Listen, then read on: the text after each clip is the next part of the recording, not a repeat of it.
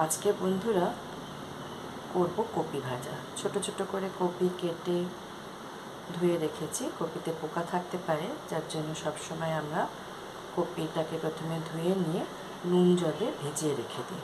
বেশ খানিকক্ষণ ভিজিয়ে রাখার পরে যদি পোকা থাকে সেটা ভেসে ওঠে, তারপরে ভালো করে ধুয়ে নিয়েছি। এই কপিটাতে কিন্তু পোকা ছিল না। ছোট ছোট করে কেটে রেখেছি। ছোট ছোট করে কেটে রেখেছি আলু, নিয়েছি হেলদি টেস্টি সর্ষের তেল, নিয়েছি জল, এখানে নিয়েছি শুকনো লঙ্কা আর জিরে, এটাতে নিয়েছি হলুদ আর নুন।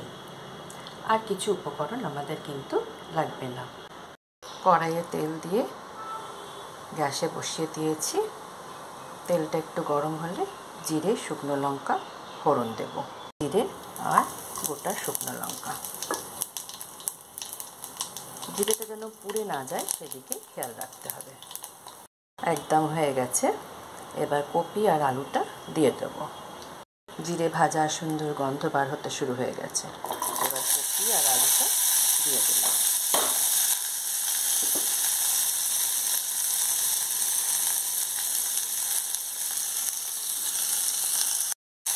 গ্যাসের আঁচটা কমিয়ে দিয়েছি। এবার হালকা হাতে একটু ভাজা করে নেব। তারপরে দিয়ে দেব নুন আর হলুদ। ঢাকা দিয়ে ভাজবো, নয়তো কপি আলু কোনোটাই গলবে না। আর আরেকটা জিনিস হচ্ছে, এটা খুব কম জল দিয়ে রাঁধবো, মানে জল ছাঁট দিয়ে রাঁধবো, সেই জন্য ঢাকা দিয়ে রাঁধতে হবে। ঢাকনাটা দিয়ে দিয়েছি। আগে থেকে নিয়ে রেখেছিলাম। নুন আর হলুদ দিয়ে ভালো করে মিশিয়ে দিচ্ছি। যেহেতু জল একেবারে নেই, সেই জন্য একটু জল ছাঁট দিয়ে দেবো, মানে সামান্য একটু জল দেবো,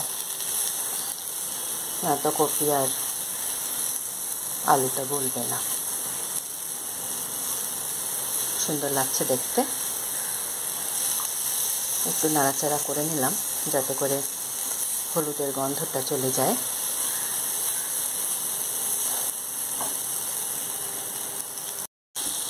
ভাজা ভাজা প্রায় হয়ে গেছে, মানে হলুদের গন্ধটা চলে গেছে। এবার একটু জল দিয়ে দিলাম। যদি না গলে পরে আবার দেব। এবার আবার ঢাকনাটাকে দিয়ে দিলাম। ধোঁয়া বার হতে শুরু হয়ে গেছে আর